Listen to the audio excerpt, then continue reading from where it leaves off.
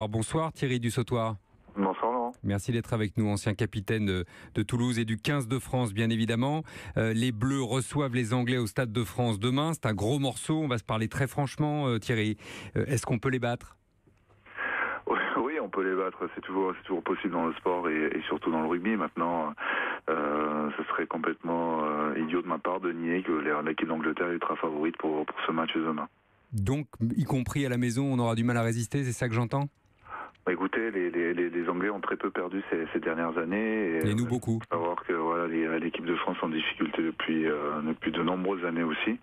Et voilà, donc c'est un rapport de force qui est un petit peu inégal. Maintenant, on parle d'un sport de combat, donc ça peut réveiller, l'enjeu peut réveiller la révolte chez les Bleus, et d'autant plus que le match se joue à la maison, donc avec l'aide du public, on peut espérer de voir une belle réaction du 15 de France. Alors pour les amateurs de rugby, on aura noté que quand Jacques Brunel a présenté la composition de ce 15, on s'est privé à nouveau de Teddy Thomas qui avait fait des merveilles, notamment face à l'Irlande et face à l'Écosse, puni après la sortie d'Édimbourg.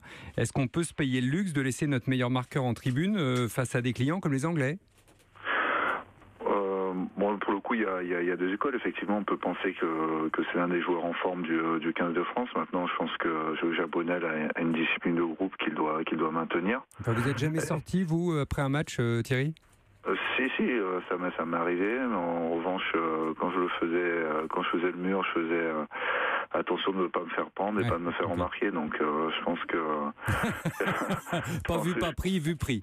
Voilà, donc je pense qu'aujourd'hui, quand Jacques Brunel, je pense qu'il est entièrement conscient de la qualité de ses joueurs, mais je pense qu'il c'est un moyen de dire, bon, mais le patron c'est moi, et lorsque je demande quelque chose, j'attends que ce soit suivi. Donc pour moi, c'est une bonne chose. Vous avez dit hier, le rugby français est en danger.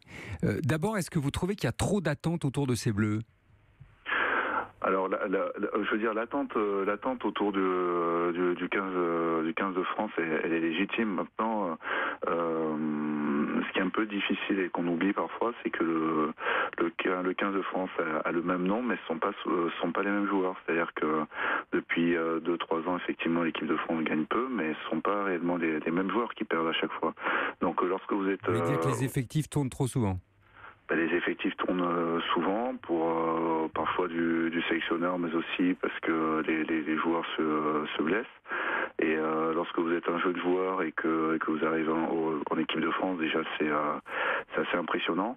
Mais lorsque vous devez supporter, on va dire, une pression qui n'est pas la vôtre, avec une équipe qui est en difficulté, c'est encore moins facile. Donc on va dire que le droit à l'erreur n'est plus autorisé aujourd'hui en 15 de France, et quand on est joueur du 15 de France, donc c'est encore plus difficile d'assumer la charge. Mais pourquoi vous dites que le rugby français est en danger ? Je dis qu'il est en danger parce que pour moi, on n'est pas dans notre système, notre structure ne nous permet pas aujourd'hui d'être performant à ce niveau-là. Pourquoi ? Parce qu'on a une opposition permanente en fait entre notre fédération et notre ligue, les deux institutions qui gèrent notre rugby. On s'engueule dans le rugby français, il y a une mêlée même à l'intérieur. On va dire que malheureusement on a un rapport bien trop souvent conflictuel et peu constructif, et sans accord et sans synergie entre ces deux institutions, il sera très compliqué pour nous d'avoir une équipe nationale compétitive. Est-ce que le climat autour du rugby français vous pèse aussi ? Parce qu'on sent que tout ça vous pèse. Non, mais c'est vrai que cette espèce de climat d'affaires permanent, tous les noms, les sponsors se mélangent, le nom du président de la fédération, Bernard Laporte, etc.